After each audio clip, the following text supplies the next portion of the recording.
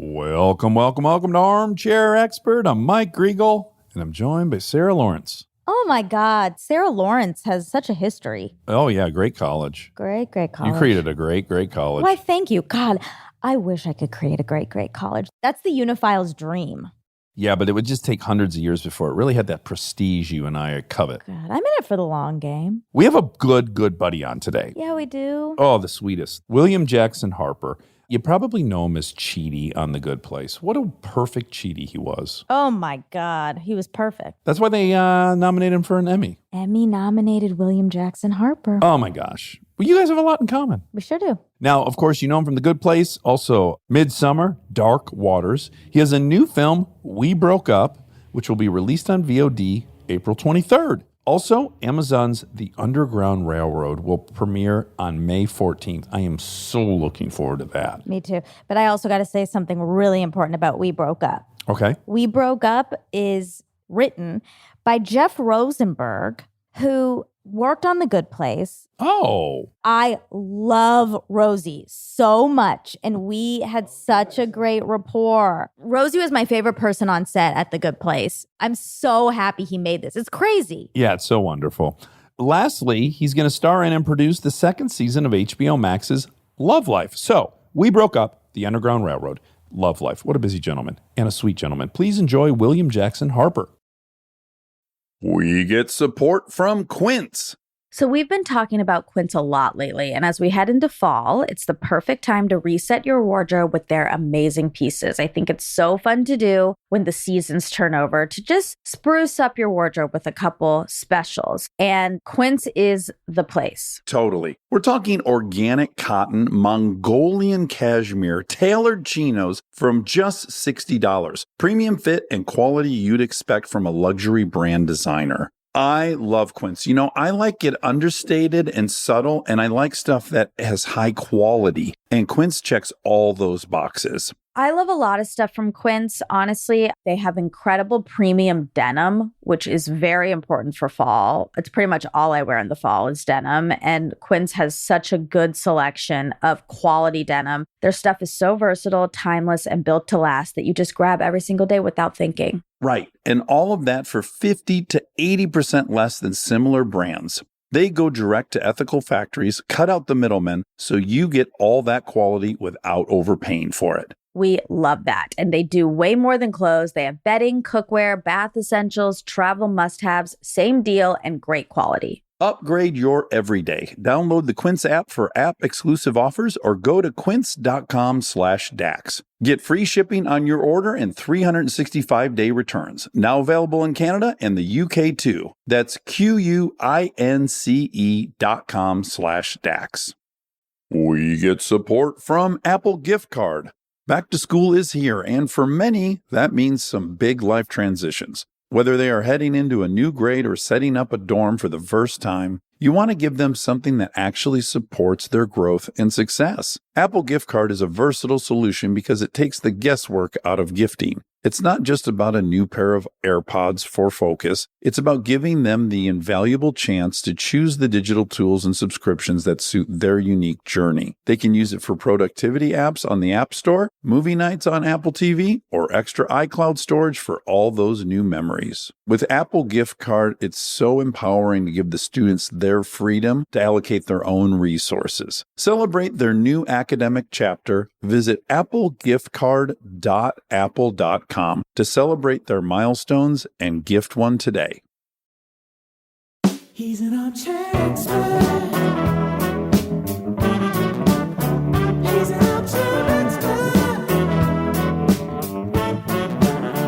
He's an armchair expert. I see William Jackson Harper. Hello. What's up, man? How you doing? Oh, so good. Delighted to see you. So good to see you too. Monica, hello. How are you doing? Hello. I'm great. How are you? You're looking good. You're looking sharp. Thanks. I'll take that. I've actually given up. Well, tell your face and hair because they look dynamite. Exactly. They didn't get the memo. Let's fucking party then. Right out of the gates, we're going to have to address something, which is, and should anyone see you on the street, they're not to call you Bill. You do not go by Bill, but Kristen affectionately refers to you as Bill, which means, of course, I've come to affectionately refer to you as Bill, and I probably will a bunch in this, but I just don't want anyone to yell Bill at you anywhere. You have to get really close in order to call him Bill. Yeah, to get to Bill, you got to get to a point where we're hurling insults at each other in some fashion. You know? Or like we've got to have like a couple of jokes that are somewhat mean-spirited, but we all know what the deal is. Yeah, you've walked past the threshold where you're saying, I like you so much that I don't mind if you insult me, because I know you love me. It is a sign of endearment when you can really shit on each other, right? Oh, yeah. Like my old roommates in New York, they would, I mean, the things that these two dudes would say to each other. And I mean, they're like both from New England. And so like they would just like come for each other in ways that I'm like, y'all need to go to fucking counseling and actually This is just mean. like hash this out. It's like, that's like a deep cut.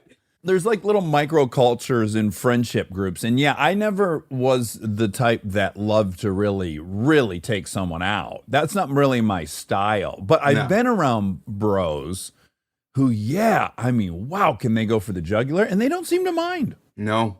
And they're fine the next day. I mean, granted, it would like start out with like a couple of beers and then end up with like us doing like some sort of like dance party at the end of the night. Just dudes in a living room. You bet. Was it booty pumping in a circle? No, we'd be grooving to like weird ass easy listening that we all had in common. So like Al Stewart, like this one song, Year of the Cat. I don't know if either of you ever heard. Oh, yeah. Okay, my friend Ben, who's like one of my dearest friends now, but like when he first moved into the apartment that I was living in with a bunch of dudes, as he was moving in, he started blasting Year of the Cat from his new room. My God. And I was like, I heard it from a distance. I was like, is that Year of the Cat? And he was like, you know it, baby. And I was like, what? And from then on, we were like best friends. Okay, you could not have brought up a song that I have more thoughts about. I have tweeted about this song dozens of times because I love it. And my theory is the record label was done with Al.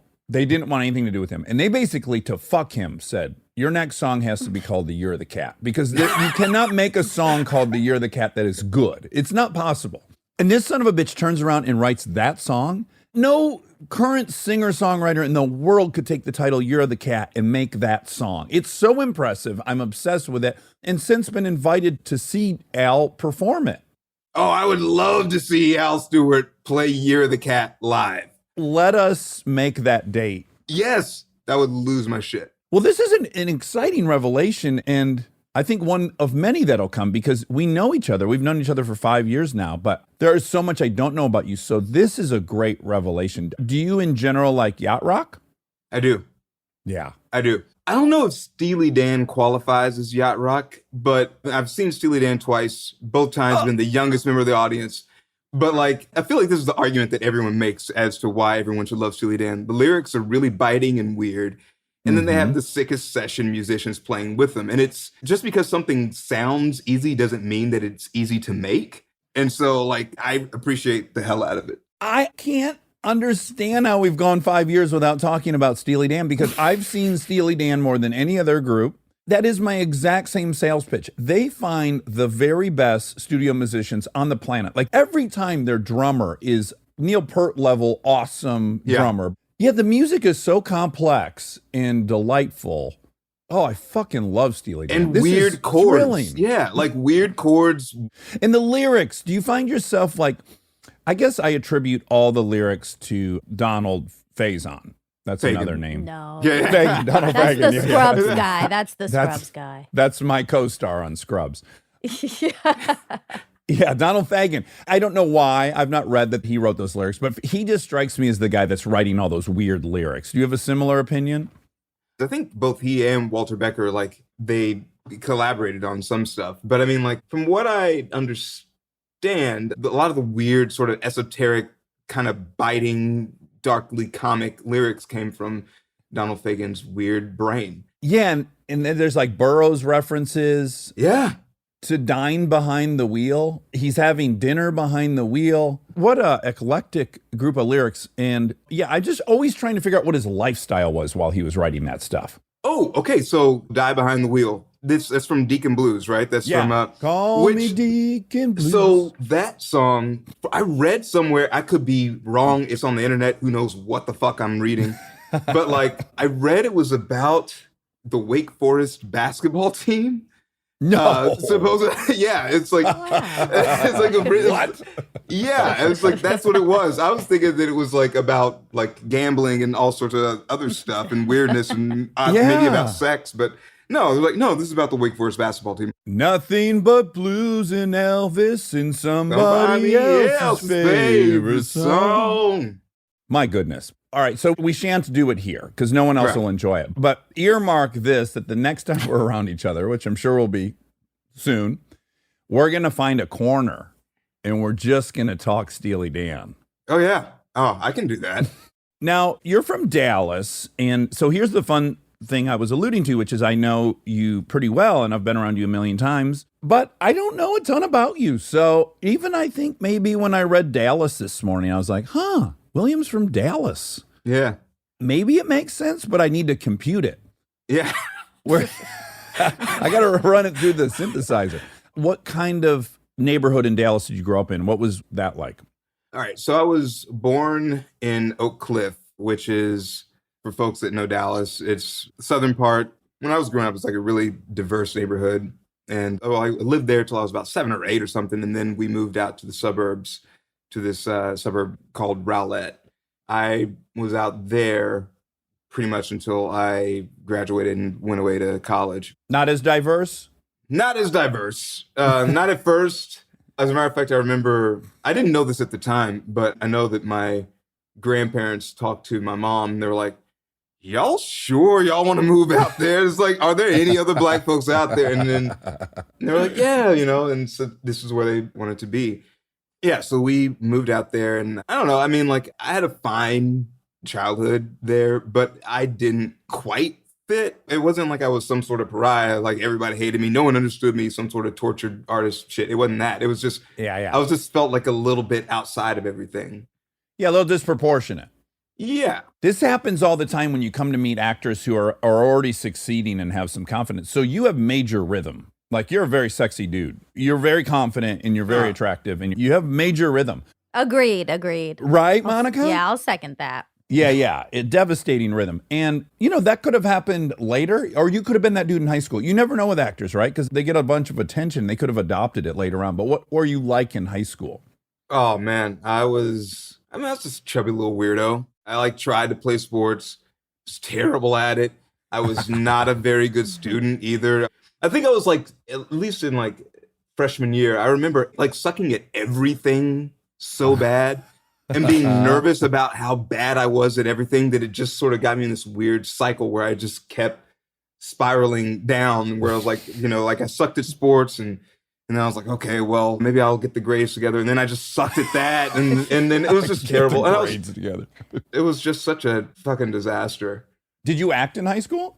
I did. That was the one thing that I was okay at. Oh man. I remember the first day of high school, I had my friend Shannon. He put a texturizer on my hair and gave me a haircut. Wait, how old was he really quick? Oh, he was 14. We were both 14. Perfect. And I couldn't get to the barbershop to get that first day of high school haircut. And Yeah. so he's like, I'll cut your hair for you. And I'll put some S-Curl Duke on there for you. And I'll put some really strong chemicals in it. Yeah. And it'll texturize it and you'll look great. And bro, I walked into school looking like fucking rotten cauliflower. It was just like a fucking disaster. It was so bad. There's another great similarity. So my brother had convinced me, because I did anything he did. He was 5 years older. And he told me in the summer between 8th and 9th grade, you got to get a permanent. They're awesome. You'll have body. We both have straight hair. You're going to fucking love having a perm. And I'm like, sign me up. But I also had a short long. So I had really long hair in back that was straight as a fucking waterfall. And then all this inordinate wave and curls up top. It was horrendous. And that was how I started a new high school in 9th grade. Oh, God. Oh, that's terrible. That's fucking awful. So what did mom and dad do? Mom is a nurse, and she's been a nurse. Actually, she went back to nursing school while I was in middle school and my little sister was in elementary school. And dad actually passed when I was 8. No. Yeah. So he and my mom actually, part of the reason why we wound up moving out to Rowlett around that time was they wanted to get us into a house before he knew his time was coming. He was 31 and he was Oh my and he God. had leukemia, and Oh, he and my mom worked their asses off, moved us out to the suburbs. So we had a little house and stuff. And then I think we moved out there in like Halloween of 87, and he passed by the summer of 88. oof. That makes me think of that Michael Keaton movie where he knew he was going to die and he was trying his hardest to like pass on everything he could possibly pass on. Yeah, Did that happen? that absolutely. Were some of it, not to make it light, but I imagine maybe he wanted to give you some talks that you didn't really need to have at 8 years old. I mean, he avoided some of the cringier aspects of it. Okay. I remember actually getting in a lot of fights because he knew that he was not going to be around for a long time. And he was like, I can't have my son just let people run all over him. So anytime some kid was aggressive with me or pushed me or shoved me, he was like, well, now you got to whoop his ass. And so it was a lot of that. And so I remember as a little kid, I was fighting a lot. And then I remember actually there's this one time there was this kid, he wanted me to make sure that I took care of my sister and took care of my mom and stuff like that. I mean, like, not that I could take care of my mom as a 5-year-old, but he wanted me to be sure to look out for my little sister. And this little kid, I guess one day I was at school, he hit her when they were outside.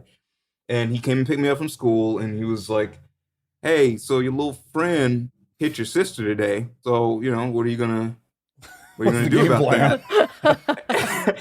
And I remember I had a little gym bag that I wore as a backpack because I was 5 and didn't know any better.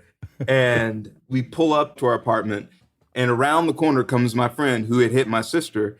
And he was like, hi, William. And I just dropped the bag and just fucking decked him. And then just jumped off, just beat this little kid's ass. And then my dad like pulled me off and then took me inside. But he was actually, I wasn't in trouble. He was proud. He was just like, this is kind of what you have to do. I don't have time for you to grow into this. You've got to learn how to deal with this now. Do you fight those instincts now? Like, do you still have that instinct? Dax does. Are we identical twins, Bill? And we just don't know it? No, well, the thing is, I have a lot of unexpressed anger and violent impulses, but I don't ever act on them just because that'll just be the end of my life. Like, I don't know how to fight. I'm just going to get my ass beat. Like, that's the way this goes now. Can I ask, did they let you in on it, and at what age? Like, were they very transparent with, like, your dad's sick, he has leukemia, you won't be very old when he dies? Or did that happen kind of last minute? Well, we were kind of in this weird holding pattern because my dad was diagnosed when I was 2, and my sister had, like, either just been born or was about to be born. And so they actually didn't think he was going to be around for most of my childhood. They gave him under 2 years that he was going to survive with his condition. And so the fact that he lived for 6 after the diagnosis was a really kind of a weird anomaly. And so, like, I guess they were transparent about, like, dad might go away, but that's not what life was about. It was just, I think for him, he was like, okay, well, I don't have long, so every day's got to count. Wow. And it did. Like, yeah, I mean, like, my parents really navigated that in a way that I could not imagine. I can't imagine your mother being pregnant, having a 2-year-old and finding that out. That is...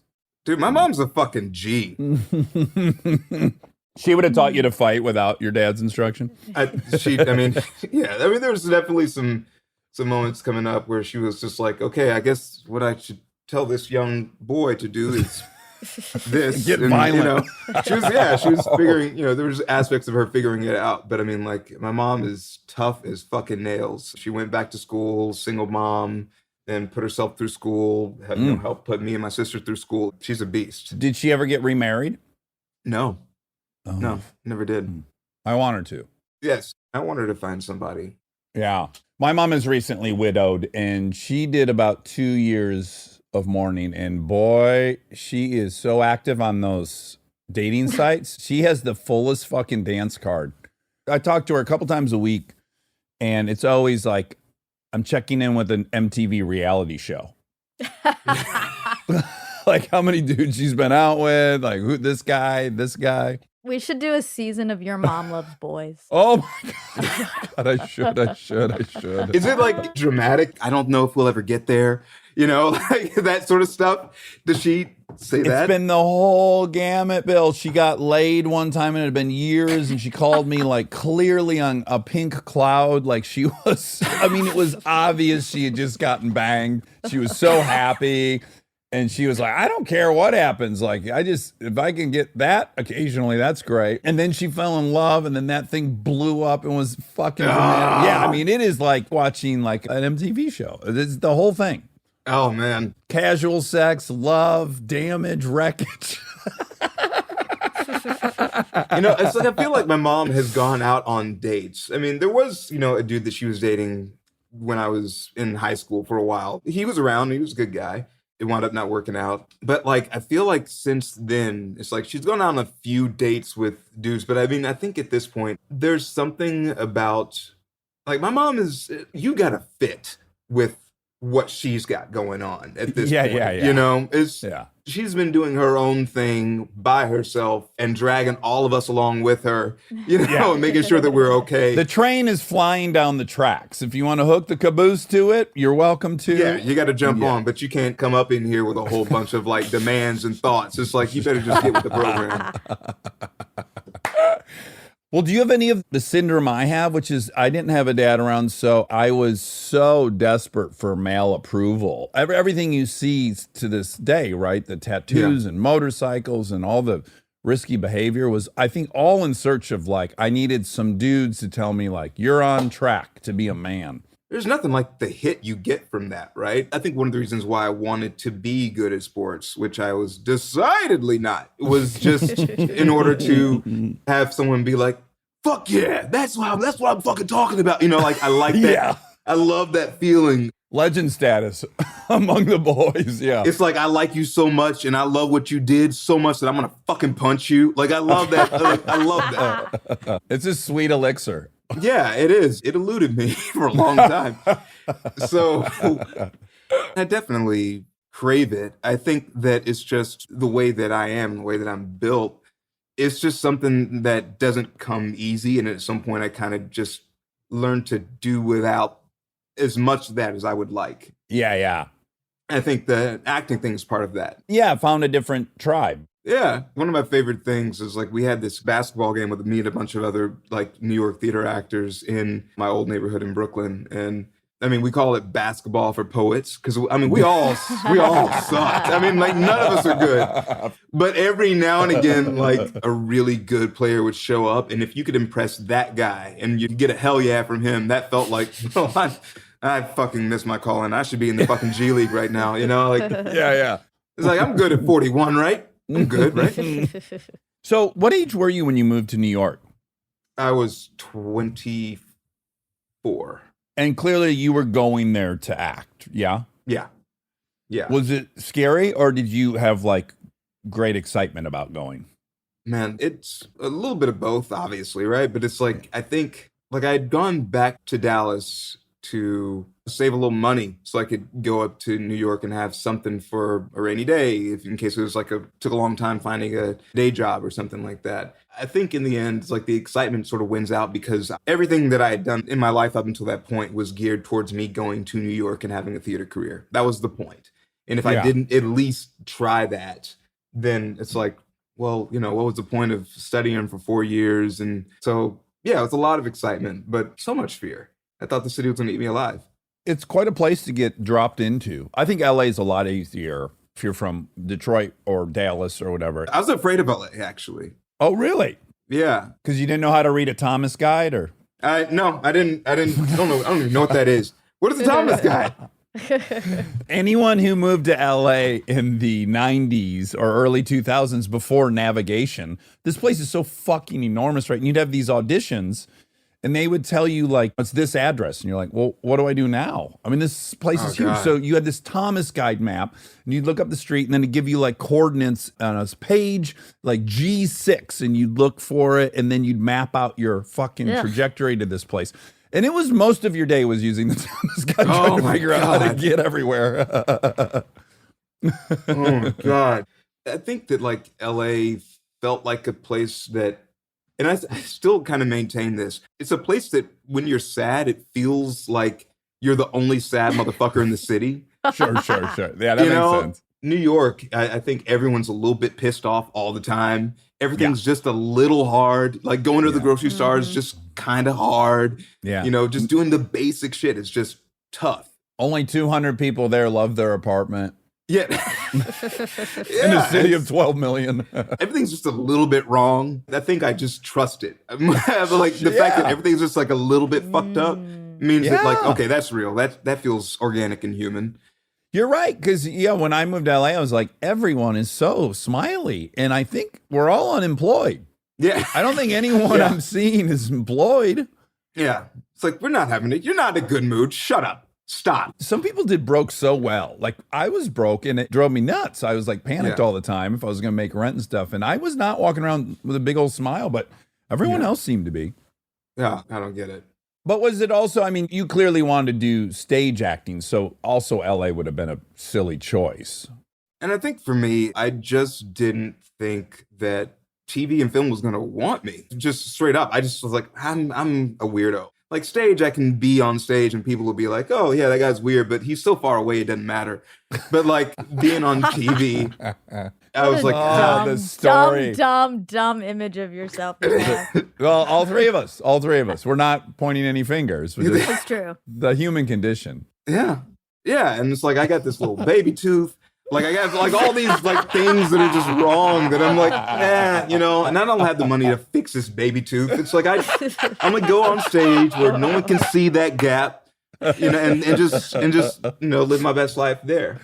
And also I think that like theater was just a much more interactive medium for me. You go into a room, you work on something for 4 weeks, you ask a bunch of weird questions. You do the scene dead ass wrong for a week just to see why you don't do it that way. And then you're really prepared and you're just kind of going on this journey every night. And I found it much more fulfilling.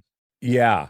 What is harder? Because when I think about moving to New York and trying to get on Broadway, is that harder than getting employed on television, would you say? I mean, I guess the cool thing about theaters, you can find a 80-seat house somewhere that you could probably at least get on a stage. But I'm saying like kind of succeed at it. It feels almost harder. Broadway is tough. I wasn't a musical theater guy. I was a straight theater guy. And there's not a whole lot of straight plays on Broadway for unknowns, right? So like if you're just showing up, if they're going to do a straight play, they're going to get some star to anchor the thing. And then they'll probably put some other sort of well-known people around them. And then if you're lucky, you'll have a really small sort of something to do, maybe, if you're an unknown. So it's like, that's tough. But the off-Broadway scene is like, that's the stuff that actually gets me excited. Yeah. That's where the straight plays mostly are. Your Neil LaBute type, real depressing fare. Yeah. That real sad shit. The stuff that just makes you, The kind of play that can turn even the best day around. Oh, yeah. The kind where you go to the bar afterwards and you're just sort of like, I always knew there was something wrong with me, but I didn't know until I saw it tonight in somebody else. Yeah, I couldn't articulate why I didn't want to be alive. Yeah, it's like, and now I know. Now I get it. These are my flaws. What were you doing right before you got cast on The Good Place? You must have been having some pretty good success on the stage at that point. Yeah, things were fine. I was doing a lot of off-Broadway plays. I'd just done a Broadway play maybe a year before my first and up till now, my last Broadway play. Wait, that's not All the Way. Is that All the Way? Yeah, all the way. Which won a Tony. So you were in that and it won a Tony while you were there? Yeah. Uh-huh. Yeah. Did that like help? Did that get things moving?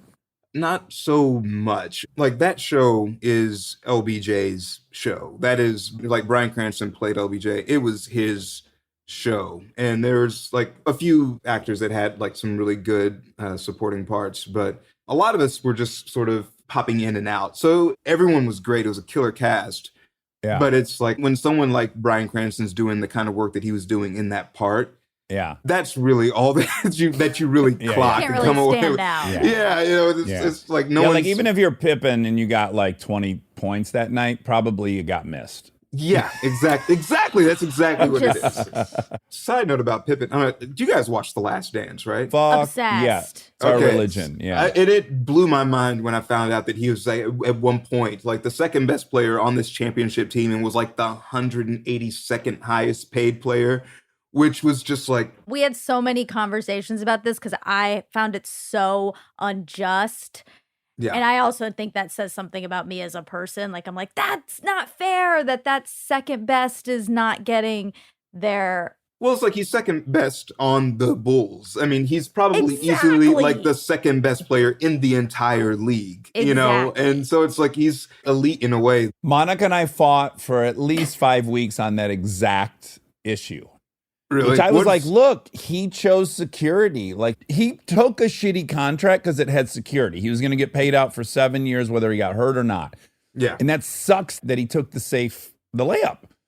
That blows. I'm heartbroken for him for it, but you can't take the security play and then also get the big bet on yourself payout. I'm Right. sorry. There's like a reality to the marketplace in the world. Yeah. Yeah. I think it's just like what you want is for people to note. I mean, you want the To do world the to be a right different thing. place. Yeah. You want people to Exactly. be like, okay, you know what, man? You are contributing a lot. And We're getting a Yes. hell of a deal here. we're going to give you a raise. You know, like, Yes, no, they're not going to exactly. do that. Yeah. Yeah. I want that. I wanted that. I would have been awesome. Yeah. If Jerry Krause or whoever owned that team. No. Was he on that team? Was that he the owner? I'm forgetting all the names. But Yeah. If he would have just been like, I look like a fucking dick that I'm only paid. Yeah, like I mean, just like read the room, look around, see, like come on, the room. do the right thing. Oh, Yeah, but I did get hung up on the like, well, that's what sucks about life is a lot of times you take the safe plane and then you Yeah. look back and you're like, fuck, I should have just done a 1-year contract. Should have done a 2-year contract. Should have. Yeah. he was taking care of his family.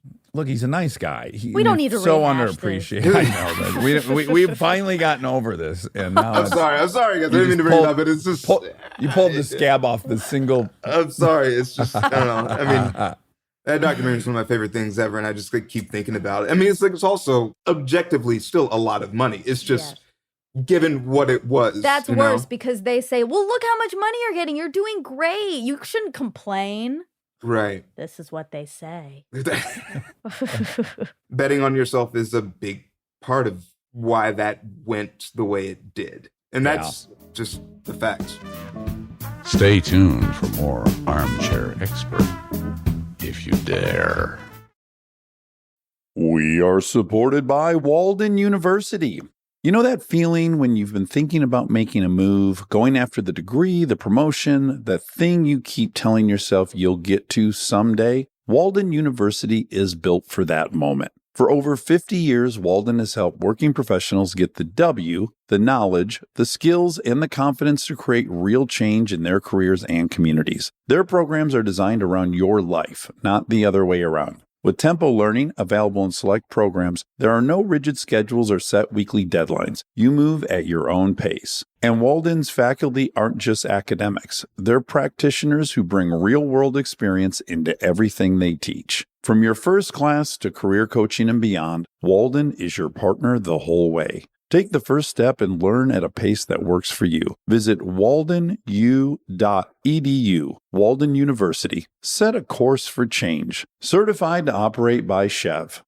This episode is brought to you by the new Max original comedy series, Stuart Fails to Save the Universe. From the world and creators of The Big Bang Theory comes a new comedy series. Stuart Bloom, comic book store owner and lovable underdog, accidentally breaks a device built by Sheldon and Leonard and kicks off a full-blown multiverse Armageddon. Now, he's on a mission to put reality back together alongside his girlfriend Denise, a geologist named Bert, and physicist Barry Kripke. Along the way, they're running into alternate universe versions of characters you already know and love. Check out the new Max original comedy series, Stuart Fails to Save the Universe, now streaming exclusively on HBO Max with new episodes Thursday at 9 p.m. Eastern. Subscription required. This episode is brought to you by SoFi, the all-in-one finance app where you can bank, borrow, and invest all in one place. Let's talk bank accounts for a second. The average bank savings rate is 0.39% in interest. You're earning pennies on your savings, but it does not have to be that way. With SoFi High Yield Checking and Savings, the money barely making moves sitting in your savings account can earn over 8 times the national average savings rate with eligible direct deposit. No account or overdraft fees, which feels rare these days. You can get your paycheck up to 2 days early, perfect for getting ahead of a bill or grabbing what you need right when you need it. Plus, get up to a $300 welcome bonus when you sign up with eligible direct deposit. Sign up for SoFi Checking and Savings at SoFi.com/armchair. SoFi Checking and Savings is offered through SoFi Bank N.A., member FDIC. Terms apply. This episode is brought to you by ServiceNow. Look, I have my dream job. I get to talk to folks I admire like crazy and ask them virtually any question that I want to. I can't imagine a better way to spend my time. But even dream jobs have some not so dreamy parts, the stuff that gets in the way of the actual work. Now, that's where ServiceNow's AI specialists come in. They don't just tell you what you should do about your busy work. They actually do it, start to finish. Cases closed, requests handled, no extra work for you. So you and your team can focus on what matters most, which for me is, are they obsessed with male bodies on the same level as I am? They never are. To learn how to put AI to work for people, visit servicenow.com.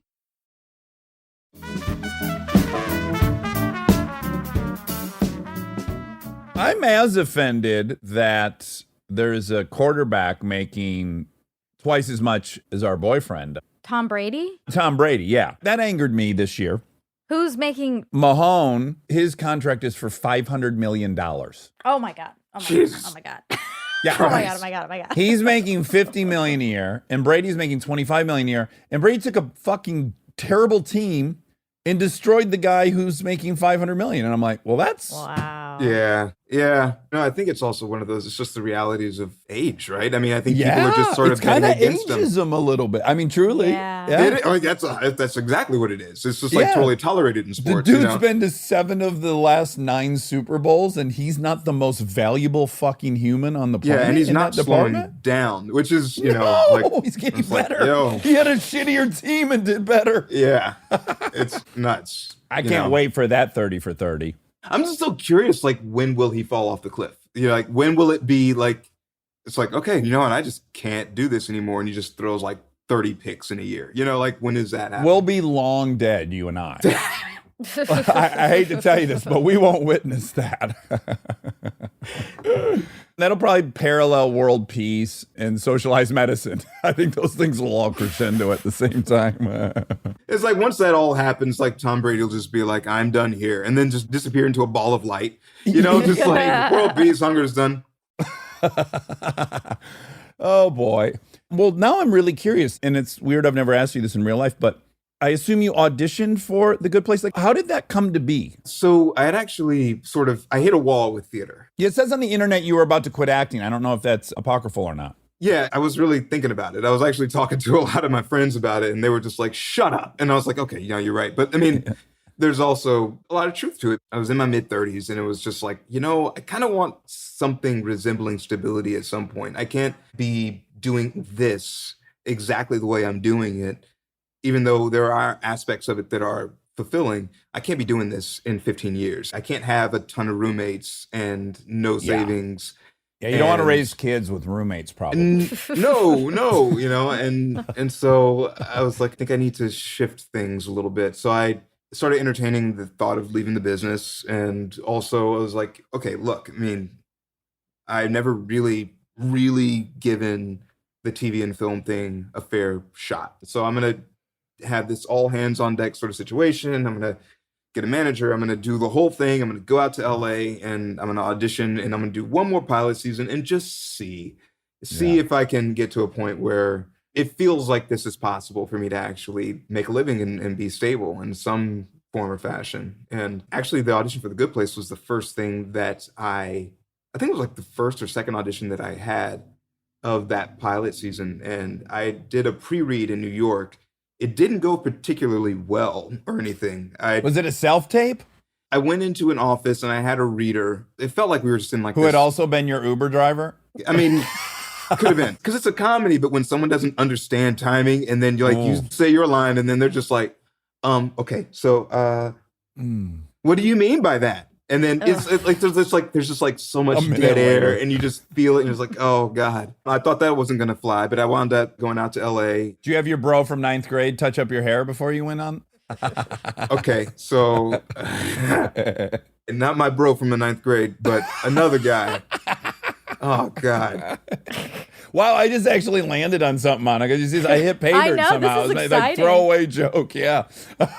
No, because I actually met Kristen like when I was auditioning for that, and I had this fucking Sideshow Bob looking fade that I had gotten on accident.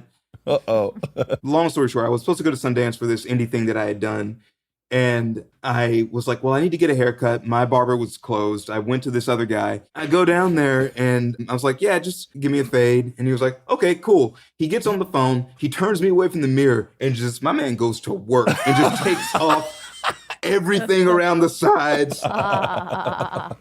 My man goes to work. And like my girlfriend Allie she was like sitting there looking. She was like, like I don't. Is that what you actually wanted? And I was like, oh, I don't know. He turns me around, and I look like a soccer player from like Aston Villa. I mean, I look ridiculous. And so anyway, I had this awful haircut. My old roommates had this joke. They were like, Jesus Christ, man! Like you don't look like the weekend. You look like the weekday. You know, it was just like, yeah. So anyway, like I flew out to LA with my terrible haircut, really feeling myself. I was like, I guess I know how this is supposed to go. I get a call like within a couple of days of landing in LA that they wanted to bring me in for a producer session for The Good Place. And I was like, oh, cool, great. I'm so surprised. And went in, had a great time. Was Kristen at that? No. It was like Morgan and Mike and Drew and Ben and that nicest team of people in show God, business of all time. Best yeah. boys. Yeah. Best so boys ever. sweet. I mean, it was everyone. They were so nice. You know, it's like when people are rooting for you, they want everyone to be good, and it's like that's nice. And so went in, did that. We had a great time, great conversation. I go back up to my. I think I rented a Dodge Neon from like Rent-A-Wreck that like had a window that didn't go down. To match your hair. Yeah. It was, you wanted to do the whole look. Bro, I mean, the car looked like it was gonna. You remember the GoBots? It was just like, yeah. You know, just like these. It's gonna turn busted, into like, a trash can. Yeah, it's just like it was like that kind of car, and I felt like that kind of man. And and by the time I got up there, I got a call saying that they wanted to test me, and then I go in for the test like a week later, and KB is in there, and I wasn't expecting that. Yeah. And I'm scared of her at this point, you know? Like Sure. I still am. Yeah, it's like she's fancy. It's like I'm just some dude. And Fancy. She's fancy. This bitch only shops at Target. Little did you know. She is not fancy at all. Yeah, she's I don't lovely, know but she ain't fancy. man, Target fancy as fuck. I don't know what y'all playing. But like so we read and we have a great time. It's just easy. Yeah, you guys have a really fucking beautiful, natural, effortless chemistry. You know, this was one of the things that I clocked in Kristen, like pretty much right off the bat, is that she makes things look way easier than they actually are. Yeah, frustratingly so. Yeah. It's like, that's actually a tough joke to land and actually get all the beats. And have the emotion. Like, that's what always blows me away with her is like, oh, she can be operating on every single level at the same time, take one. Yeah, exactly. And it's like, I feel like it always takes me a few minutes to warm up and she's just there. And I'm like, Jesus Christ. It's like, she makes it look She's a robot. easy. That's what we call her, acting She's robot. an acting robot. She really is. She can do anything. Acting AI. Maybe we should kind of elevate it to AI. Oh, that's nice. Yeah. I remember when she did the chemistry read with you and she came home. We were chatting a lot about that project, obviously, because she was really exciting. She was going to get to work with Mike and all this. And during that casting process, and she was like, I think we found our Chidi. And I was like, oh, really? Who is it? Like, I wondered if it was, I don't know, someone I knew. Wesley And she was like, Snipes. Yeah. Yeah. I was Somebody fancy. hoping. I was crossing my fingers. And she was like, yeah, it's this guy from New York, and there's just something really, really special about him. Well, good. Uh, She was saying it from the beginning. I want to add what awesome chemistry you had is that numerous times when we would watch the show, I would be like pissed that you're not kissing her. Like, oh my God, kiss her. I was rooting so much for you guys to fucking make love right in front of me. It's like, I remember, like, actually, Kristen said to me, like, anytime she makes out with anybody and you were watching it, that you say, yeah, get some. Like, this is your jam. This is just like root for it. Oh, it was even worse than that. Like, I remember she had done some movie. We were maybe 3 years into dating or something. And I'm like, what the fuck was that makeout scene? She's like, what? And I'm like, there's no tongue or anything. Like, this is such a fucking TV kiss. What's going on? And she's like, yeah, I guess I'm supposed, can I just go for it? I'm like, fucking go for it. Like, they're aiming a camera at you to convey passion. Like, Yeah. fucking eat the guy's face off. Oh, boy. That's your job. You know, one of these days, you and me are going to have a kissing scene in I a would project. love it. And it's We'll just show her going how to be, it's done. yeah, just stubble on stubble. Both of our faces are going to be raw as hell. But the good raw. Yeah, it's like, it doesn't look like you fell off the bike, but you definitely like grazed your chin on a brick wall as you were riding by swiftly, you know?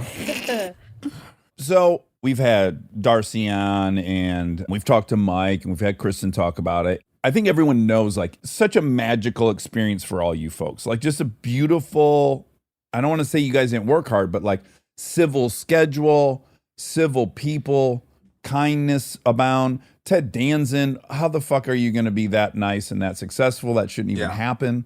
But I just feel like, man, what a great first show for you to have. It doesn't get any better than that. I would tell people about what the vibe was like on the show, and people were like, that's not normal, man. And I'm like, oh, really? He's like, no. It's like there's always at least one monster, and the fact that you had none of them is unique. I think the thing is, especially with having like Ted and Kristen, actors like that set the tone. And if they show up and they're assholes, it gives other people license to follow some of their more base impulses. And the fact that they both show up and get nerdy about the script and about like intentions and telling the story and what we're actually saying, and the fact that they're so invested and they want it to be good and they want to pass the ball off. They're not selfish actors either. They want to like throw you your joke. They want to make sure that they set you up sometimes too, as much as you're setting them up. And that's not everybody. And the fact that we have such renowned actors that are as good as they are reported to be and kinder than you would expect. I don't know. I think it set the tone for everybody. The joke I always used to make is it'd be the best fucking set to be a pickpocket on. Like, I would visit there and I'm like, oh, everyone's kind and nice and generous. I feel like some con artist needs to get in here quick. Yeah. And it's also Mike Schur is like, he's a deeply good dude. Yeah. So he surrounds himself with other deeply good people. And he also empowers everyone to bring their imagination, to bring their point of view to the work. So like our art team was just like, the jokes that they had that we laughed at before we had to start shooting was just top notch. And I think it's because everyone felt empowered to do their job. It's a great environment to be in. So I was so thrilled once that show was successful and you got nominated for an Emmy, as you so deserved, and you got nominated for a couple Critics' Choice Awards. I've got to be around you when these things are happening, which is so delightful to watch. It's just so great. And then I was just so fucking delighted that in the wake of that, you've gotten to do so much stuff. So you have several things that are coming out and or you're about to start. I guess the one I'm really most curious about is the Underground Railroad, because Barry Jenkins made it, the dude who did Moonlight and If Beale Street Could Talk. Yeah. Tell me about that. That's on Amazon? Yeah. It's based on the Colson Whitehead novel. Did you either of y'all get to read that? It's a great read. Highly suggest it. This was one of those jobs where it's like, I want to be a part of this story. I want to help tell it. I will do everything in my power to get this job. I am not getting this job. You know, it's just because I respect Barry Jenkins so much, but I also just like, I loved that book. Had you read it long before the project was announced?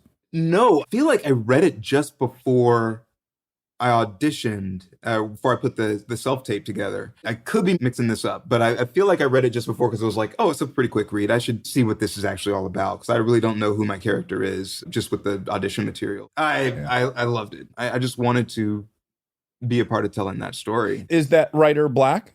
Yeah. Okay. Yeah. Here's what I'm really curious about, because growing up in Michigan, every kid in elementary school, you'd go on field trips to famous Underground Railroad houses, and you'd get to see all the trap doors and the hidden passages, and you would learn about it. And of course, it was told through the lens of white people, right? So it was like pretty much a self-congratulatory tour where we would go and feel great about being Northerners. Yeah. And that's pretty much my full knowledge of it. Yeah. Well, look, this is an alternate history, right? Like the okay. Underground Railroad in our story, it is an actual train.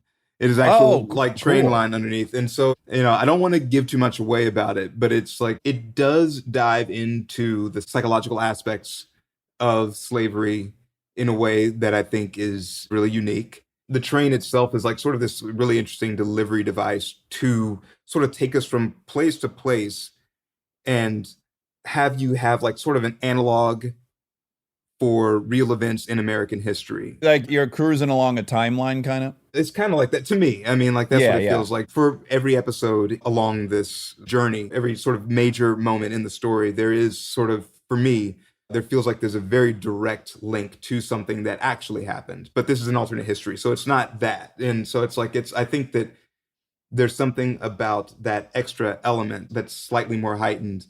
When does that come out? May 14th. May 14th. I cannot wait. Okay. And then you're about to start Love Life? Yeah. Yeah. On HBO Max. So Anna Kendrick Mm-hmm. is the lead of season 1. Yeah. I presume she's still the lead of season 2? No. I'm the lead of season 2. Okay, great. So explain that to me. That's exactly what I was curious about. I'm like, I went and watched a little bit of the first season. I'm like, how's this going to work? Oh, yeah. It's an anthology series. I think it's like every season is going to follow a different person. But I mean, it's like she's going to be in the show in some capacity. Our worlds are going to collide. Okay. In some way. But it's going to follow my character. My character. My character. And I'm ready. Goddamn wait. I just got to get a quick haircut and then I'll be on set. Oh, God. Oh, I'd be remiss if I didn't bring this up because I was remembering it when I was thinking about today, which is the finale of Good Place. I've heard from Kristen's perspective, and I was just curious what yours was about, like, going to the Acropolis. And Man. I just want to set up to say, like, sometimes you do get to do stuff as an actor where you're like, well, this is a simulation because humans don't get to do this. And somehow this silly job of mine, I get to do this. Yeah. Dude, seeing the sunrise at the Acropolis with no one but us, like, like our crew, our people there, it's completely empty. Yeah, that was one of those moments where I'm like, outside of the people that are here right now, there's maybe a few hundred other people that have gotten to have this moment. And in the context of you've spent 4 years together, it was loving and beautiful. This is the end. And we're ending it here. I'm getting goose pimples just thinking about it. What a heightened fucking experience.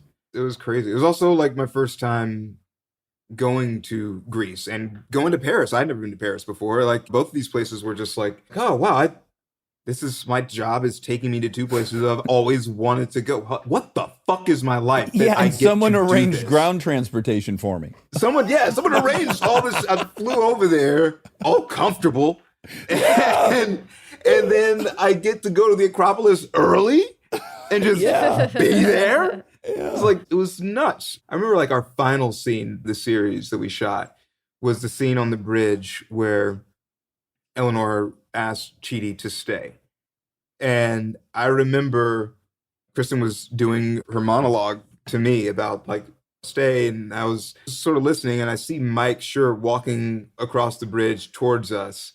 And I knew at that point that it was actually over. Like this was it. But there was something that was like, it felt wrong to just be like, oh, okay, well, hey, Mike's coming. So, okay, I guess that's the end. So I was like, I'd rather just stay here, finish the scene as much as we can until Mike actually gets here. And then I remember we were in the middle of the scene and he came up and put his hands on both of our backs and was like, all right, guys, that's a wrap on the series. And it was, it was just like this. I just wanted to kind of hold on to it for just a little while longer because everything about it had been so special. And I think that going to Europe and getting to share all that with this cast, it just basically, it changed my life. It changed my life like 100%.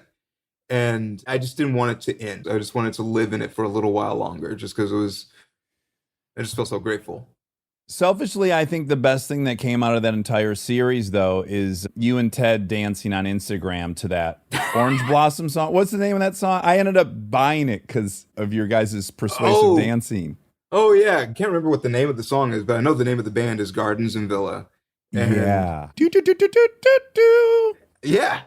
I watched that video like 100 times in a row and then bought the song. One of our sound guys, Mike Nicastro, always had the dopest music playing at the sound cart. And so every now and again, I would just be like, yo, what is that? And make sure that I downloaded it immediately. And this song was happening and Ted was, trying to learn how to. Well, he's trying to, he wants to do, like when I dance, he wants to dance in the way that I dance. And so like, Of course, everyone does. and so, yeah, we just kind of get down every now and again. Oh, man. Well, I actually implore people to go to your Instagram page. I have to imagine it's still there and watch it over and over and over again. That's the way I enjoyed consuming it. Block off like an hour. It just doesn't get old. It doesn't get old. Okay, so Love Life, season 2 on HBO Max. You're starting that. And then there is a movie that I shot like just before pandemic descended upon all of us called We Broke Up with Aya Cash and Tony Cavallero, who I think you're a big fan of from Righteous Gemstones. Yeah. Yes. And Sarah Bulger and Perry Gilpin. It's like a really great cast. And that comes out April 23rd. April 23rd on VOD. Yes. Right? Yes. And what's it called? We Broke Up. Written and directed by Jeff Rosenberg, who actually worked on The Good Place with us, and this really great writer, Laura Jackman. So, yeah, I'm excited about that to finally come out. So, yeah, let's just blow Tony up a little bit. Tony, in a cast of amazing people on Righteous Gemstones, on a perfect show with a perfect cast, somehow that guy still is my favorite, Tony. I mean, the stuff he does as that character is transcendent. He's such a weirdo. He's so funny. He's funny. He's a fantastic actor, man. He is really fucking good. I actually hadn't watched Gemstones yet before we started working on this movie. And I was like, oh, this guy's really good. I really like this guy. Yeah. And then I saw him on Gemstones. I was like, this man he's fucking unhinged. I would have been a little starstruck, actually, if I had seen Gemstones before we started working. I just knew he was on it. Oh, yeah. I searched him out. Like, I think I DM'd him or something. I stalked him. I was like, this is the craziest performance I've ever seen. It's so sincere. Yeah. Oh, is it sincere? It's so weird. It's so painfully sincere. I'm like, I just want him and Adam Devine to hook up in season 2. Yes. Give us what we want. Root for them like Chidi and whatever Kristen's name. Eleanor. Who my like wife Chidi played. and Kristen Bell. Chidi and Kristen Bell. Okay, last thing, Bill. So much shit. Yeah, you're busy. So much stuff. Yeah. Allie loves it, or is she starting to resent you and hate your guts? I think she likes the idea of the time with me. I think that I'm pretty sure that I have grated her nerves down to fucking nothing at this point. But she's an incredibly patient and kind woman. And she's and with a lot of incredibly lovely. She's working on a show right now too, right? Yeah. We're actually here for her job, actually. Oh, in Atlanta. Yeah. You're down the street from my me. God. I'm in Atlanta right now. So is Monica. Oh, we I didn't know You you guys were should together. kiss. Oh no, we could have been together. Damn it. I go home tomorrow. But yeah, I'm just here for like 10 days seeing my family. Oh, snap. Dude, okay. I really like this city. Give Chidi some shopping tips. Okay. Have you eaten at that crazy pizza joint? Which one?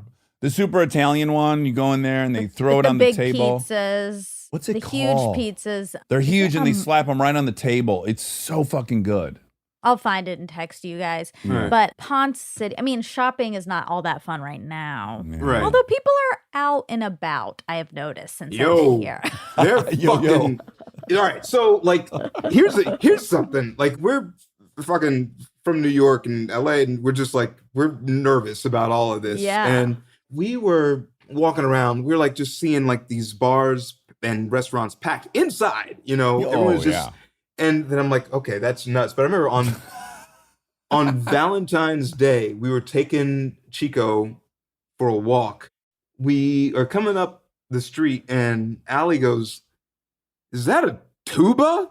And there's like this brass band on the corner Oh my God. just playing songs for people on Valentine's. Because that's just Valentine's Day, like a fucking brass band in the middle of a goddamn pandemic. And I was like, these motherfuckers are actually just standing out here, just getting breathed and spat on. Blowing Just, like, air out. Just blowing air. And we were just like, this is nuts. It was like motherfuckers out here with tubas in a pandemic. So Yeah, I Oh mean, my the only God. thing that could top that is like if you saw like a cherry seed spitting contest on the sidewalk. Like, Yeah. it's getting close to that. yeah, like why? How? Like Yeah. anyway. But I know. I went to the park and met some friends the other day, and I was really nervous. And we were outside, and we were all spread out, and it was fine. But I was super nervous, and then all of a sudden, I started looking around. I was like, "This place is getting packed. What's happening?" And then there's a guy nearby blowing bubbles, literally blowing bubbles for kids, and I was like, "I gotta get out of here." COVID delivery systems. Yeah, I was Yeah. like, "This is a super spreader event." How? Yeah. Atlanta's a cool town, though. I really like it here. William, I love you. I adore you. I can't wait to see you again. Yeah, I miss man. you. Yeah, I miss you too. Miss you too, Monica. Dang. I know. We got to get together. When are you back? Yeah. When are you guys back? I don't know. I mean, like, we're heading back to New York, and then, like, if for some reason we wind up having to be in LA, we'll always wind up in LA at some point, like, Yeah. over the course of a year. Hurry back. Oh, I got a follow-up question for you before you go. Yeah. So on the ride home, so you guys wanted to celebrate the Emmy nominations. And so this plan was crafted where like there were 6 COVID tests and everyone had to quarantine to allow for this outdoor dinner. And we went, and then someone would make a speech. And then first it was a joke. I think Cher would be like, "Now, Dax, you say something." And then I pretty much made, I don't know, 7 or 8 speeches at y'all's big night. And so on the ride home, I was like, was that a hit or was that horrendous? Like, did I provide a service or am I insufferable? I really am on the fence about it. You're still thinking about it. Yeah, all right. Like, don't freak out. It's always on the line, man. That's what makes it funny. Sometimes you get going, and I'm like, am I going to see someone's smile fade? That's what I really, that's what am I going to see that? I really want to see, because, like, you're not afraid of going right up to the line and punching it and, Oh, man. and then stepping all over it. So, What I wanted everyone to know is that the few texts we've had in life is me taking screenshots of you when your dick looks great on Good Place. And I send them to you, and I'm thrilled. And I go, "You lucky son. Look at how great this shot is." And then I think in one of my 25 speeches, I mentioned that. And then I got super self-conscious about it. And then I had to check in with you. Remember, I'm like, am I like Me Tooing you? Or are we good with me talking about this? No. This is what it is to hang around you, Dax. And it is one of the things that I love, is that, like, there is a line and you are going to fucking walk up to it and dust it away and just be like, let's get weird. So Okay. Part of the charm. Part of the charm. I love it. Okay, good. Oh. I'll sleep easier tonight. William, love you. Can't wait to see you. Good luck with your 35 projects. I'm rooting for you in all ways. Thanks, man. All right, see you, brother. Bye. Later. Stay tuned for more Armchair Expert, if you dare.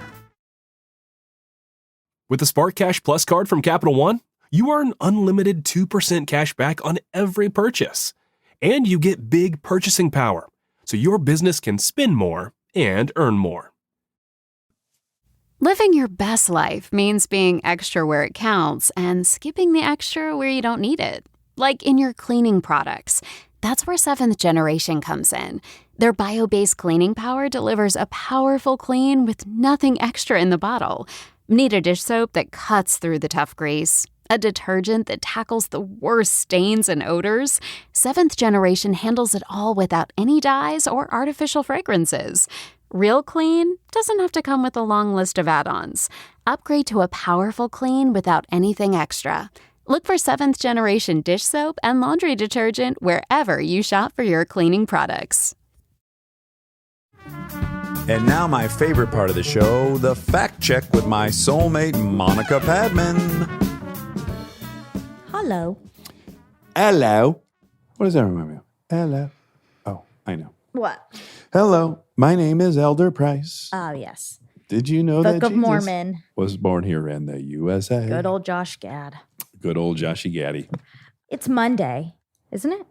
It's Monday, yes. Yeah. And this is Monday. Is this? Wow. This is also Monday, not the same Monday. But a Monday nevertheless. Yeah. And I just got my second vaccine today. Well, just a huge day in general for you. There were 3 major events today. But mainly the second vaccine is the biggest one because that's the most once in a lifetime. That's true. You probably will never receive a second vaccine for the coronavirus again. Yeah.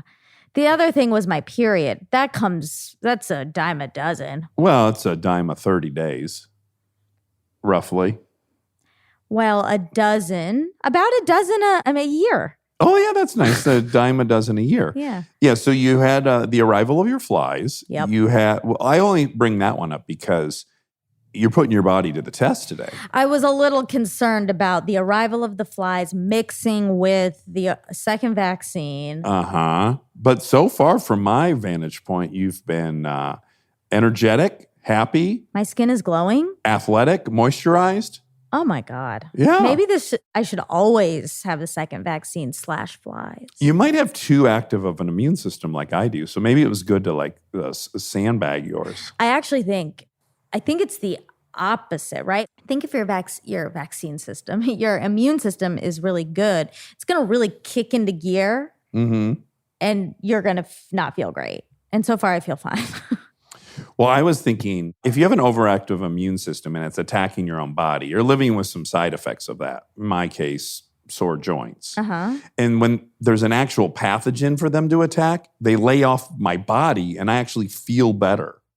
You know what I'm saying? They're distracted by the actual pathogen. Well, they have your something joints to. feel better, but That's other right. things feel bad.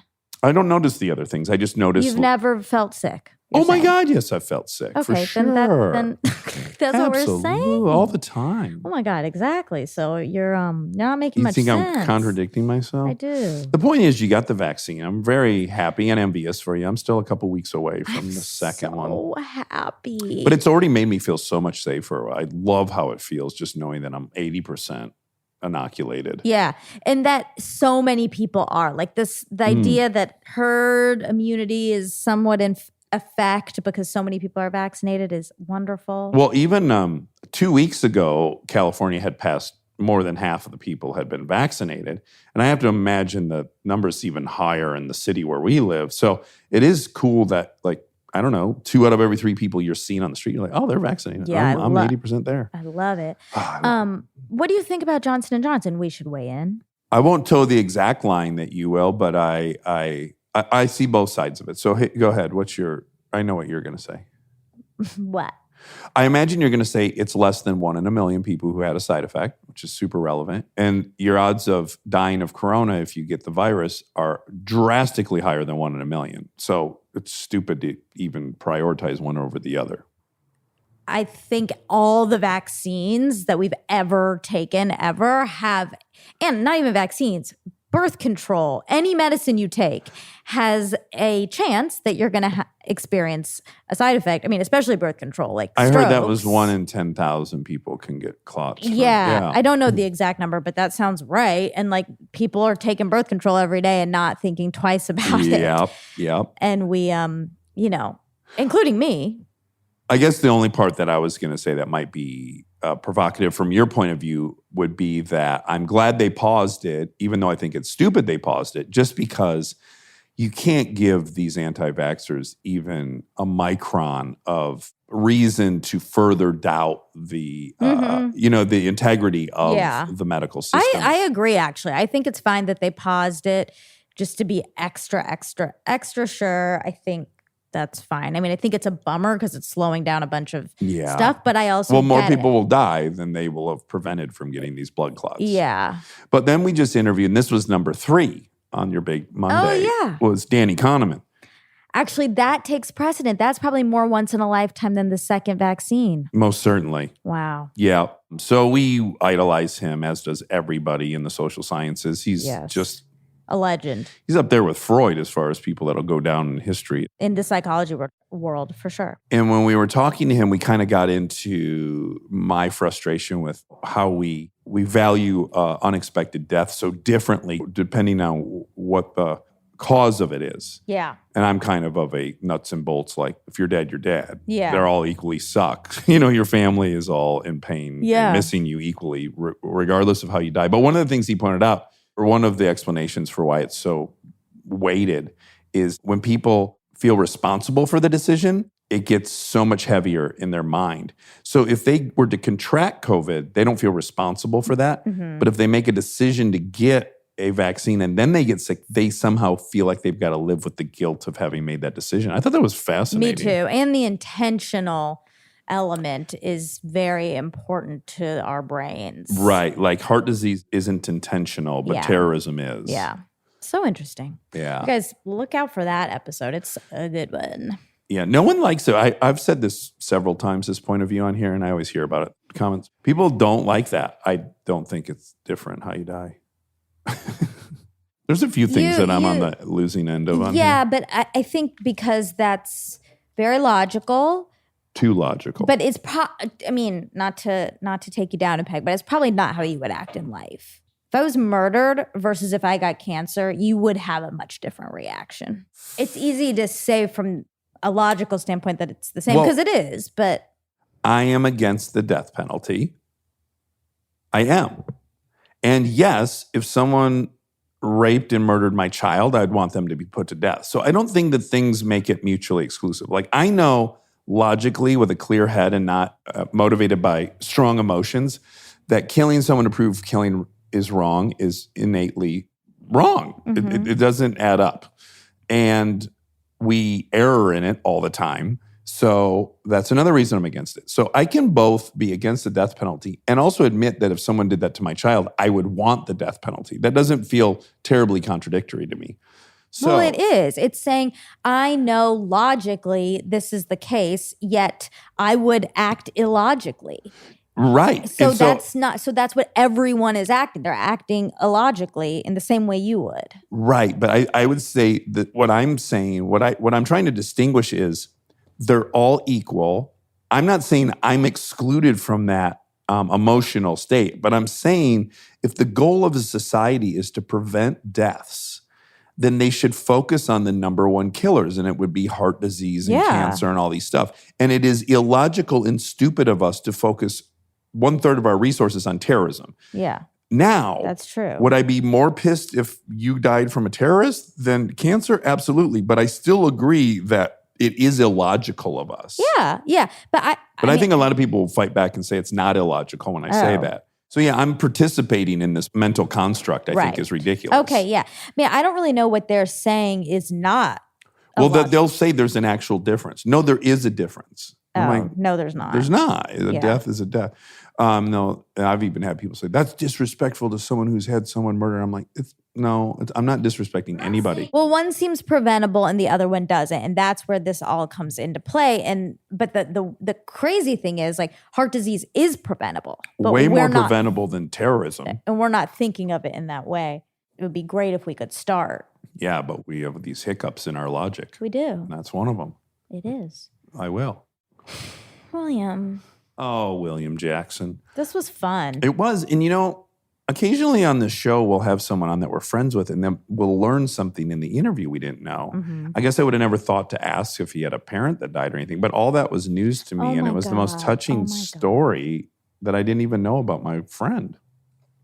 I hate to say ding, ding, ding right now, That's okay. but I'm If gonna. a ding ding ding's a ding ding ding. There's nothing, you can't get around it. Well, it is a ding, Oh, ding, ding. his father died of cancer Yeah. and he wasn't murdered. Yeah.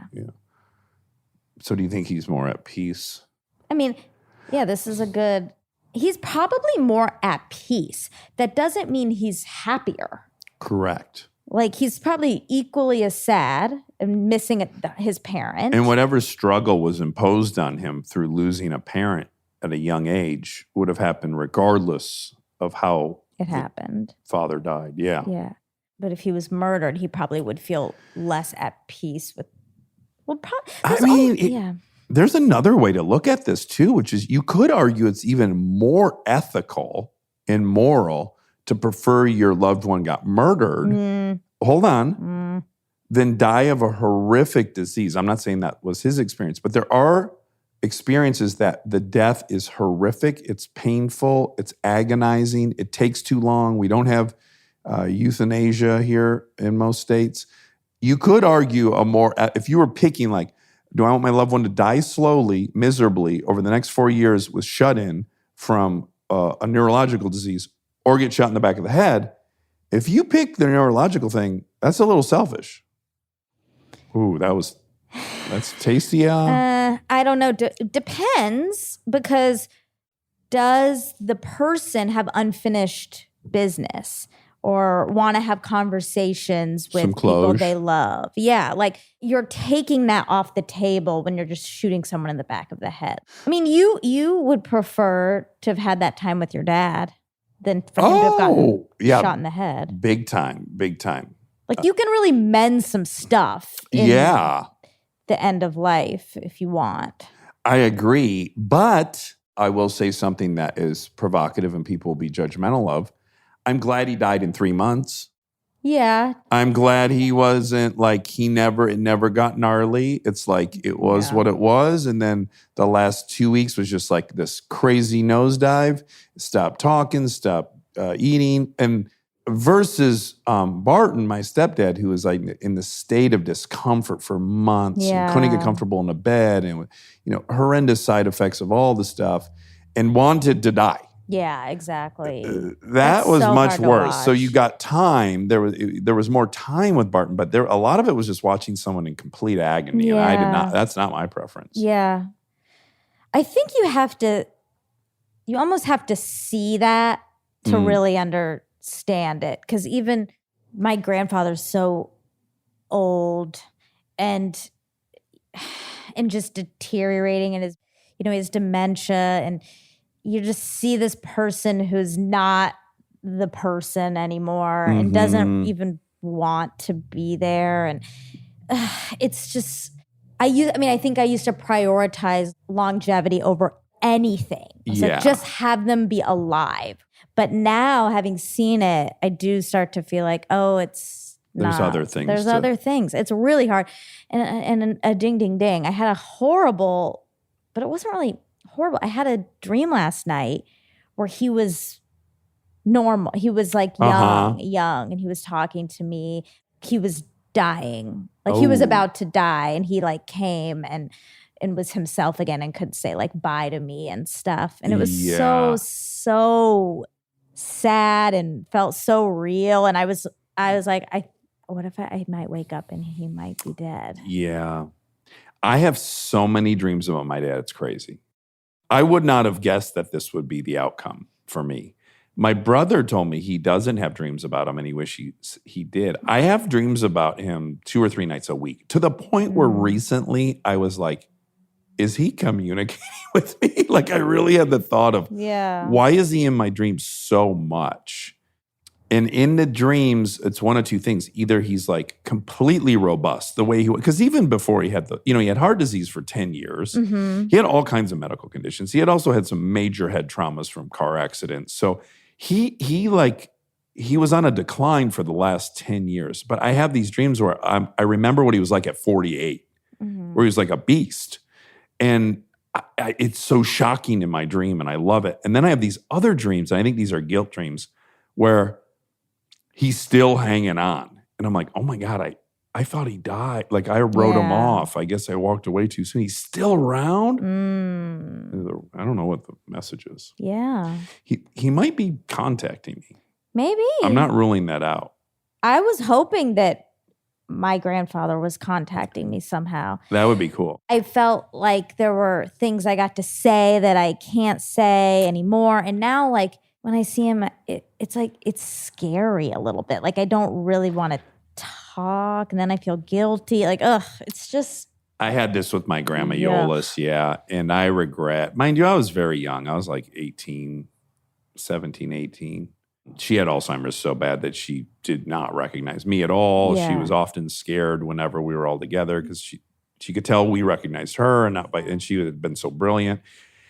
And I just couldn't do it. I know, it's I missed like the hard. last, I didn't visit her. I feel bad about it, but yeah, I didn't. At that age, I didn't do it. I could have, I didn't. It's hard. It's hard. And it's hard to just like be there and he's just sitting there like a shell. Aging is really sad. At the risk of this sounding like a brag, I do think it's interesting to think about when you have a loved one who's like hanging on, but you're not sure why. I think trying to figure that out is interesting. And with Barton, I was up there, I think you know this story, and my mom left the room for a few hours to like go take a nap or run some errands or something. And he was like looking out the window. They have this yard. He does all the maintenance, all that kind of stuff. And I said, you know, Barton, when you're gone, I'm going to take care of all this, right? You do not have to worry. Like, I will take care of everything. She'll be fine. I will hire people to mow the grass. Like, everything you do, I take on. Yeah. And he said, thank you. And then the next day is when he said, I'm ready to go. Yeah. I'm not saying that was the thing he was waiting for, but I just put myself in his shoes of like, fuck, I swore to take care of this lady. Yeah. I guess it's important to have, I mean, this is kind of like when we had a tool on. Good to have these conversations when you can. Like now it's too late. It's too late to have these conversations with my grandfather. And you just got to be making your own, what you think is the right choice, which is probably not the right choice because you're coming at it from this protective standpoint. I don't know. It's Yeah, just, asking the person, what do you want to do before you die yeah. is interesting. As opposed to, how do you want to fight this cancer and how long do you want to live? Yeah. Well, I'm really sad for William that he lost his dad so too. young. But he turned out so good. So good. Yeah. He's a good person. Okay. So is Deacon Blues about Wake Forest basketball team? Call me Deacon Blues. They got a name for the winners in the world. Okay, I'm going to read this. This Okay. is an article. This is with Walter Becker and Donald Fagan. This is Fagan. Walter and I wrote Deacon Blues in Malibu when we lived out there. Walter would come over to my place and we'd sit at the piano. I had an idea for a chorus. If a college football team like the University of Alabama could have had a grandiose name like the Crimson Tide, the Nerds and Losers should be entitled to a grandiose name as well. Then Becker. Donald had a house that sat on top of a sand dune with a small room with a piano. From the window, you could see the Pacific in between the other houses. Crimson Tide didn't mean anything to us except the exaggerated grandiosity that's bestowed on winners. Deacon Blues was the equivalent for a loser in our song. Fagan. When Walter came over, we started on the music, then started filling in more lyrics to fit the story. At that time, there had been a lineman with the Los Angeles Rams and the San Diego Chargers, Deacon Jones. We weren't serious football fans, but Deacon Jones' name was in the news a lot in the 1960s and 1970s, and we liked how it sounded. It also had 2 syllables, which was convenient, like Crimson. The name had nothing to do with Wake Forest's Demon Deacons or any other team with a losing record. The only Deacon I was familiar with in football at the time was Deacon Jones. Okay, so you busted that myth. I did. I busted it. Mythbuster. Oh my God. Oh my God, you're a myth. I didn't even know that was the end. Oh wow, you're learning it real time. Yeah. Oh, exciting. Okay. Was it Jerry Krause who owned the Bulls? It was Jerry Reinsdorf. He was the owner, but Jerry Krause was the general manager. Oh, right. The little Yeah. gentleman. And Phil Jackson, Oh, head Phil. coach. What a guy. Okay, the Gardens and Villas song that you love. Oh, yeah. So it's called Orange Blossom.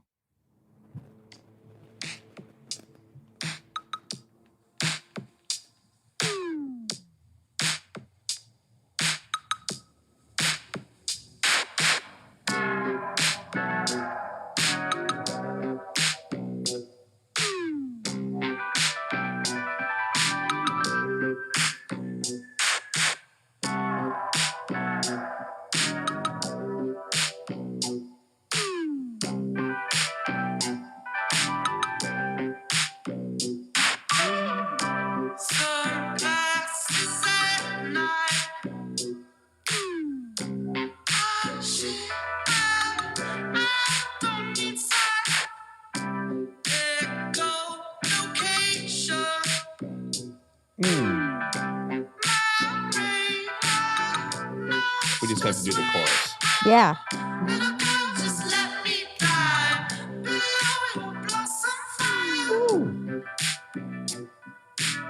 Goosebumps. Man. Yeah, I like it.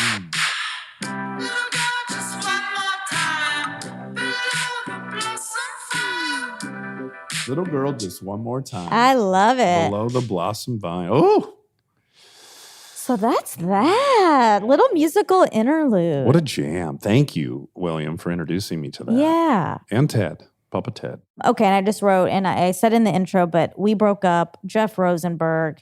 I didn't put two and two together when William was talking about it in the episode. And I'm very sad about that. I wish regretful. Yes, I wish we had talked about how awesome Rosie is.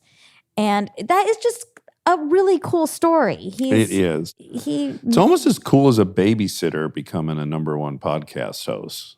It's almost as cool as that. But this movie's like, he cast it with amazing people. Yeah. It's just awesome. I'm proud of him. Jeff Rosenberg. Well Rosie, done. Rosie, proud well of you. done. The pizza place in Atlanta is not going to be mentioned because I want to do a different shout out to a different pizza place, Cameron's Pizza Place. It's called Amatza, Oh, is it incredible? and that's our friend Cameron's restaurant And in his Atlanta. brother, And his Hugh. brother. Yeah, Amatza, Ammazza. It's on Edgewood Avenue, and it is fucking good. Insanely good. I think Cameron still owns part of it because on Instagram the other day, he did there's some Atlanta pizza picking. Oh, really? Yeah. Oh, good. So anyway, please go there. It's so good. You know, there's this moment where we were in Atlanta and he said, you should go to my brother and I's pizza place. And of course we're going to go. Of course. And then, of course, me, because I'm codependent, I start getting filled with anxiety of what if it's terrible? What am I going to tell him? And I get there and I'm like, wow, it's super cool looking. That's a great start. And then I ate there and then it was insanely good. And then I switched gears to when I was telling him how much I loved it. I thought, oh God, now he probably thinks I'm just saying this because I know him. There was never peace in the whole process. Oh my God. It was so good though. Oh my God. My it's good. Lord. All right. That's it. All right. I love you. Love you. Happy pizza.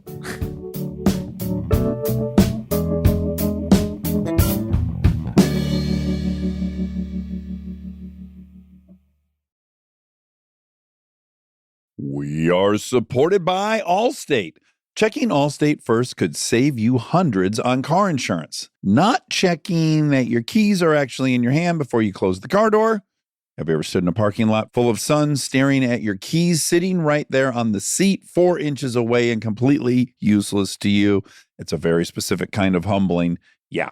Checking first is a good idea. So check Allstate first for an auto quote. It could save you hundreds. And for fast, reliable help when you need it, add an Allstate roadside plan today. You're in good hands with Allstate. Potential savings vary. Insurance and roadside assistance plans are subject to terms, conditions, and availability. Insurance provided by Allstate North American Insurance Company, Northbrook, Illinois. Roadside assistance plans provided by Allstate Motor Club, Incorporated, an Allstate affiliate.